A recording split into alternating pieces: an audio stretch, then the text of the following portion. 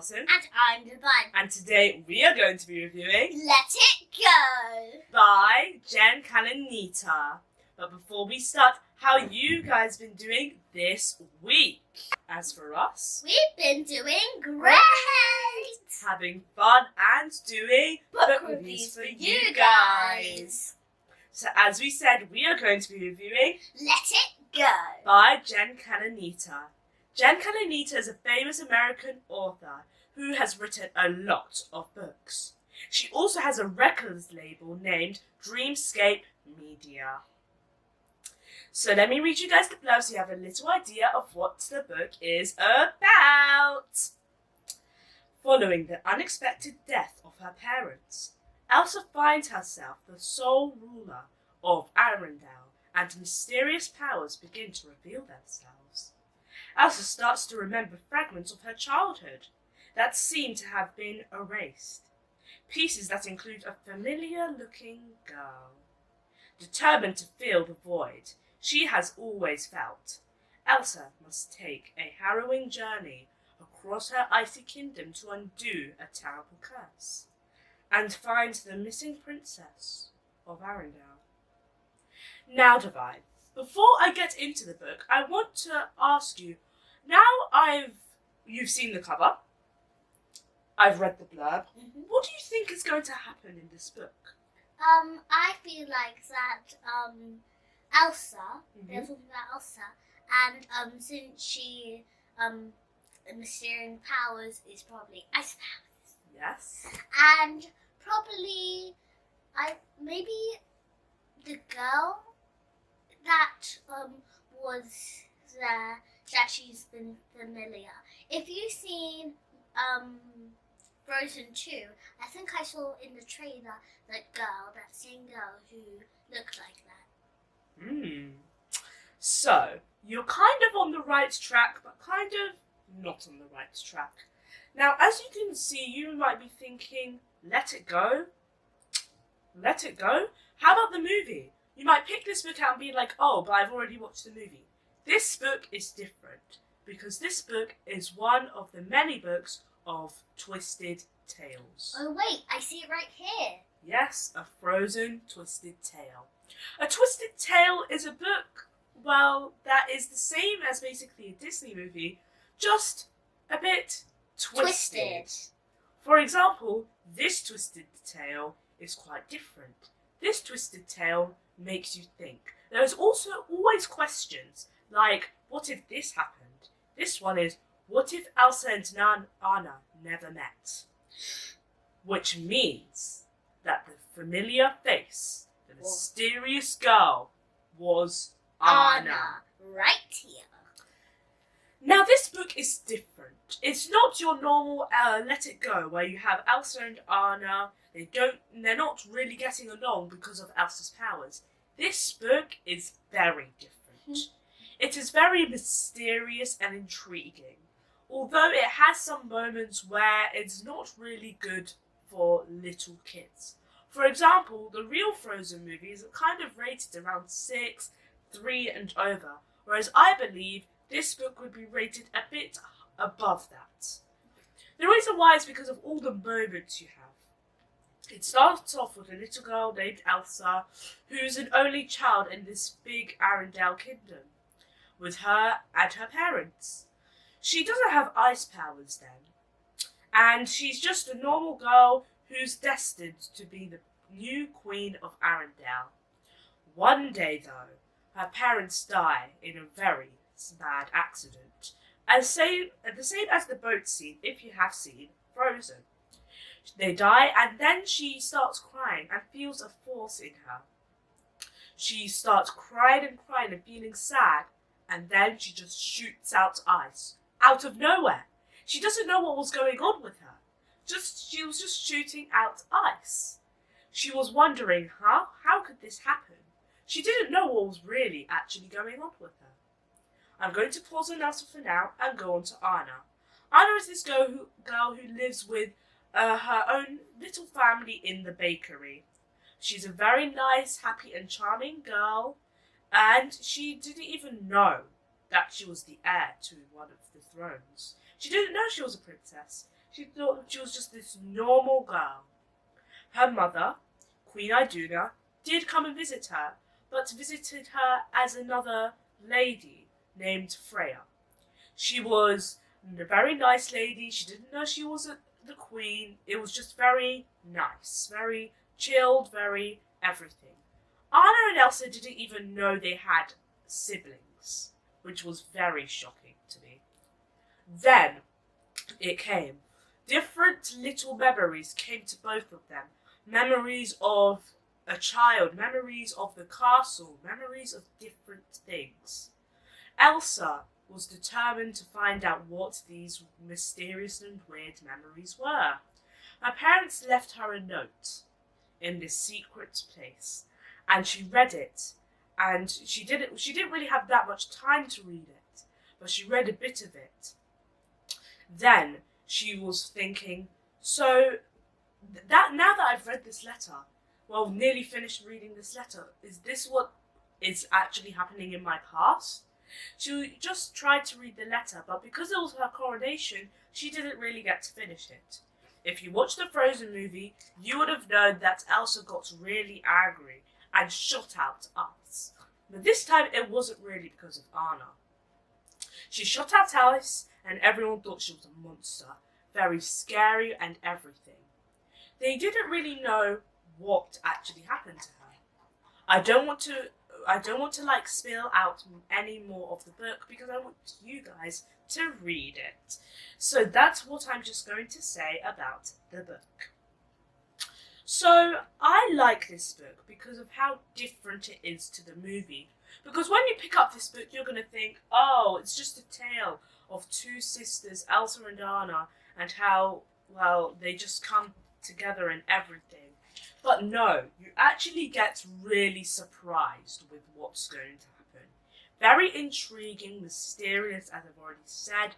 Very cool. You really want to read more. It's like you're stuck to the pages because you're like, this isn't the type of movie I watched. This is different. This is something more out there. Now, I would kind of say that this book was very different. Was really, I don't know. It was kind of a book where at the start it wasn't my favourite because I really liked how the movie was very nice. It started very nice that Elsa and Anna were sisters, and I was just not getting that feeling of the book at the start of the book. But I kept reading on, and I was really happy of how the book turned out. Very amazing. A lot of things did kind of were similar to the movie, like Anna was still travelled with Kristoff to find the missing queen, and if you've watched the movie, Kristoff is a friend that Anna makes on the way, and there is still Hans, Elsa's friend in the book, not in the movie, but in the book, and he is a prince, and he, to be honest, was quite evil. That's all I want to really spill about the book because I don't really want to try and say everything because I want you guys to read it. I don't really have any dislikes about this book. This book is a very amazing book. Although I would say, to me, it wasn't really strong at the beginning. That's the only thing. There might be different opinions, but to me, it wasn't as strong in the beginning. But in the middle and the end, it got there. So Divine, now that I've said about this book, if you now know a bit more about the book, what do you think happens at the end? I think that Elsa and Anna was brought together, and Hans was trying to be the king and everything, and then I think what happened in the movie? I think Hans he died. I think. Not died. He got locked up. Oh yeah, and then Elsa and Anna go together. They didn't know they were sisters, Mhm. and I also love the book because we're sisters and they're sisters. Well, yes. So that's all, to be honest, about this book. I still really like it, and I feel like even though it might not become a movie, there might need like movies for this Twisted Tale because I really like it. I really like the Twisted Tale. I really like the colours. Very nice, showing the dark, dark blue going into the nice light blue whitish. So I really like that. So Divine, I want to ask, what do you like about the book cover and the blurb? I can also tell you something that I kind of understand why they did dark to light, because it's showing all of the sides that was bad all the way to good. That's a very good analysis. I like that theory kind of thing. So, what do you like? I love how they did the blue colour, which is, I think, Elsa's colour. Yes. You can even see right here, if you don't see it. Yes.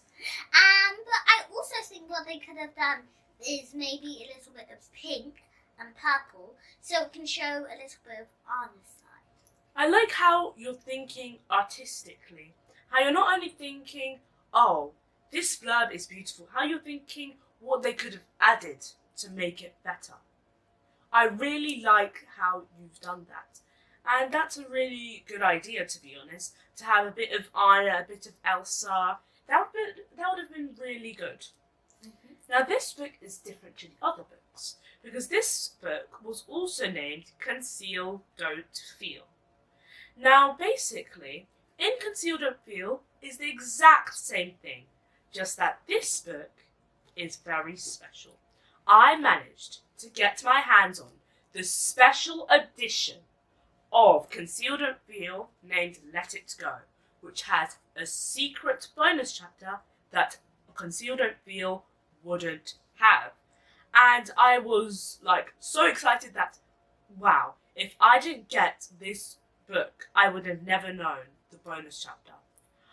Now, the bonus chapter, I'm not going to say who it is about. It's not about Elsa and Anna, because they like to switch it, like this will be Elsa and this will be Anna. So they like to switch it, but this one is a different person. You get to see how they are, their point of view. There we go, point of view. And it's very cool how you can see that. I don't want to say the name, I'm not going to spoil the bonus chapter. That is only if you actually do get Let It Go. You could get Conceal, Don't Feel, but I'm going to say this is a special edition. So it won't have that bonus chapter. I do like how the book is divided into two. It has chapters about Anna's point of view, chapters about Elsa's point of view. And it's also really good because even though it's in third person, you still get the feeling of them speaking to you. You can still feel the character, the emotions. It gives you that emotional grip, which I really like. It uses a lot of different metaphors. It uses a lot of description, and I really like that about this book. Very amazing. I really like the English they used in this book, the different grammar they used in this book. It's really good. The vocabulary they used in this book. It's amazing. So now, Divine's going to ask me some questions.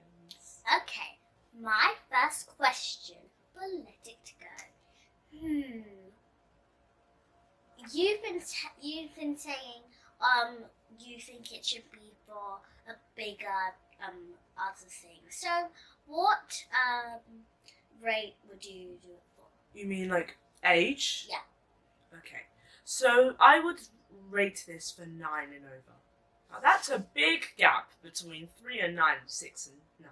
Quite a big gap, not a big gap, but 3 and 9 is quite a big gap. The reason why is because it kind of does have some moments that could really trigger young people.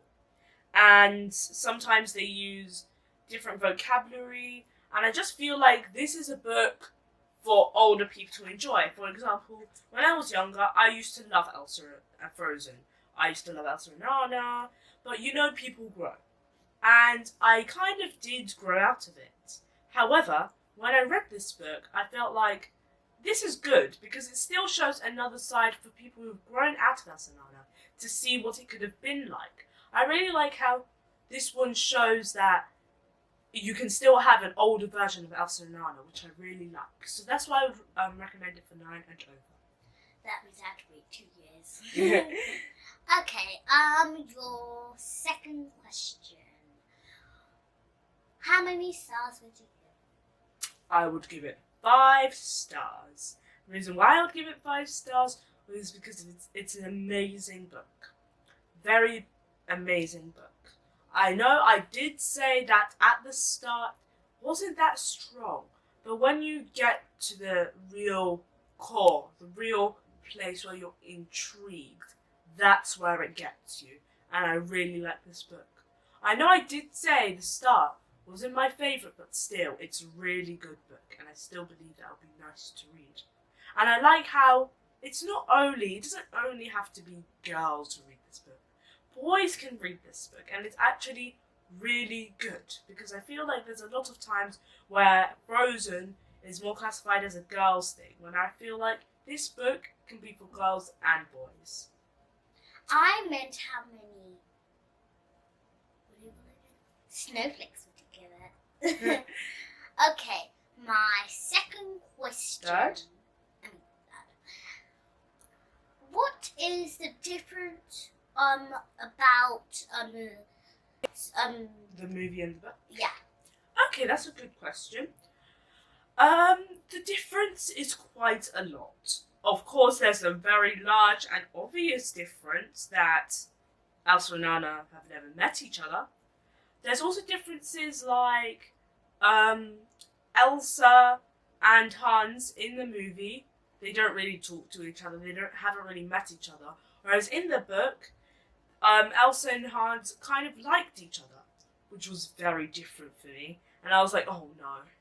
So that was different. It was also different because Elsa didn't know about her powers until her parents actually died. So that was different. Anna didn't live in the castle. She lived in a bakery. So that was different. And I don't want to say any others that are different because I want you guys to read the book. My fourth question is, what's the similarities? Well, I've just said the similarities about... Oh, yeah, the differences. I said the differences. The similarities is that there's still Elsa and Anna, and there's still most of the characters there. There's still Arendelle. Elsa still has her powers, but she just hasn't discovered them yet. So, yeah. I have a fifth question. Fifth and final question. Yes. So, basically, if you put Frozen and Frozen 2 together and make it a little bit similar and different, would you think it'll kind of end up as this? No, because Frozen and Frozen 2 is different. Frozen is a sequel. No, Frozen 2 is a sequel to Frozen. So there's no way it can ever end up to this. So, yeah. So that's actually it for the book. But before you go, we're going to do this thing where we're going to say a quote about reading. So I'll say the quote. He who loves reading will have everything within his reach. William Godwin. That's the person who it's by. What do you think this quote means, Divine? I think it means if you start reading and you go read lots of different books, the difference when you don't read is that you won't be able to get that influence to start writing books. I'm not going to say because there's no right or wrong answer.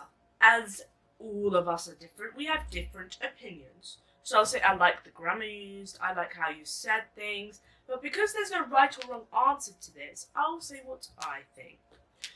I think this quote means that if you read, there are more opportunities you're going to have to life. There's going to be different opportunities, different things you can do, whereas if you don't read, if you don't read, there are going to be slight problems, like really simple and small problems such as listening in school or doing your work. It's going to be quite hard for you because you don't really have that core like reading. Whereas the people who read, it's easier for them. For example, if you read about medical stuff, and it might lead you to a beautiful or an amazing job, like an amazing medical job, maybe being a pharmacist or a nurse or a doctor or someone who makes medicine. Whereas if you wanted to do a medical job, but you have no experience of reading, you didn't read about it, you didn't do anything about it, you just said, I want to be a doctor. It's very different because I feel like you have a lot of opportunities, you have a lot of things, a lot of varieties you can pick from if you read. And if you do not read, it's very different because you don't have that much varieties of things you could pick from or like do from. For example, everything revolves around reading. You need everything, to be honest. You need reading for everything. If you wanted to be an actress or an actor, you need to read your lines. If you wanted to be, for example, a surgeon or something, you need to read what the patient has or something like that. If you wanted to be in English, of course, you need to read. If you wanted to be something really simple, like a cleaner, to be honest, you still need to know how to read so you know where you should clean, where you shouldn't clean. There are so many different jobs, and literally every job, you need reading in some of it. So that's how I feel like he who reads has everything within his reach. That's what I think. Please, Blossom, please may I say one more thing about it. If you read, it's an easier way for you to write. Because if you read some words, you'll be like, let me go back to this book. Oh, that's how you spell it. Exactly. Because reading gives you, if you wanted to be an author, it gives you a very huge step. It gives you a very huge of opportunity and advantage over the people who want to be an author or who want to write but don't read. That gives you a big advantage because you've read books, you have so many things, so many imaginations. Like you can think of different books. For example, the books that we've reviewed, maybe like Scarlet and Ivy the Lost Twin with Let It Go, How Can I Make It Together? Or like Wonder with, for example, I don't know, maybe even Let It Go, or like Wonder with maybe one of the Dark Diaries books. How can that come together? How can you make your own thing out of that? I really think that reading gives you a good imagination. I really like your response there. So that's it from us. Thank you for watching this video. Please like, share and subscribe. And hit the notification bell so you always know when there's a new video. See you next time on the Siblings World. Bye!